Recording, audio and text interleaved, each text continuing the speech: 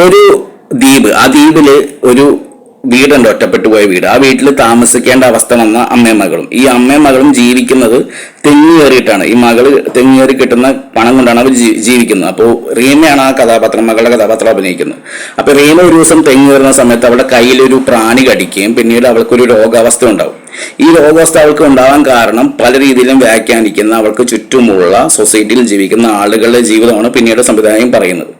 അപ്പൊ ഈ സിനിമ ഗംഭീരമായ അനുഭവമാണ് എനിക്ക് തന്നത്. അതിനോടൊപ്പം തന്നെ ഇറിറ്റേറ്റിംഗ് ആയിട്ടുള്ള ഒരു അനുഭവം കൂടി തന്നു. കാരണം ഈ സിനിമ കണ്ടുകൊണ്ടിരിക്കുന്ന സമയത്ത് പല സമയങ്ങളിലും ഈ റീമയുടെ അവസ്ഥ എന്ന് പറഞ്ഞാൽ ഈ പ്രാണി കടിച്ച ശേഷം കൈ ഇങ്ങനെ ചൊറിഞ്ഞു പൊട്ടുന്നുണ്ട്. അപ്പൊ ഭയങ്കര ചൊറിച്ചിൽ ഫീൽ ചെയ്യുന്നുണ്ട് ആ ക്യാരക്ടർ, ഇങ്ങനെ ചൊറിഞ്ഞുകൊണ്ടേ ഇരിക്കുന്നത് ത്രൂ ഔട്ട്.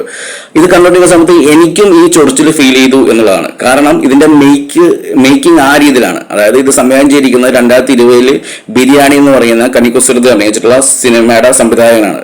അപ്പോൾ ആ സിനിമ എന്ന് പറയുന്നത് ഭയങ്കര ഫീൽ ചെയ്താണ്. കഥാപാത്രങ്ങൾ അനുഭവിക്കുന്ന പെയിൻ അതേപോലെ തന്നെ നമുക്ക് ഫീൽ ചെയ്ത ഒരു സിനിമയാണ്. ആ സെയിം ഫീലിംഗ് ആണ് ഈ സിനിമ കാണുന്ന സമയത്ത് എനിക്ക് കിട്ടിയത്. കാരണം കഥാപാത്രങ്ങളുടെ മാനസികാവസ്ഥ കാണുന്ന പ്രേക്ഷകരിലൂടെ എത്തിക്കാൻ പറ്റുന്ന ചുരുക്കം മികച്ച സംവിധായകന്മാരിൽ ഒരാളാണ് ഈ സിനിമയുടെ സംവിധായകൻ. അപ്പോൾ ആ രീതിയിൽ ഇറിറ്റേറ്റിംഗ് ആയിട്ടുള്ള കുറേ സീൻസ് ഉണ്ട്. അപ്പോൾ അത്തരം സിനിമകൾ കാണാൻ താല്പര്യമുള്ളവർ മാത്രം ഈ സിനിമ കാണുക. ഇതിപ്പോൾ മനോരമ മാക്സിൽ അവൈലബിൾ ആണ്.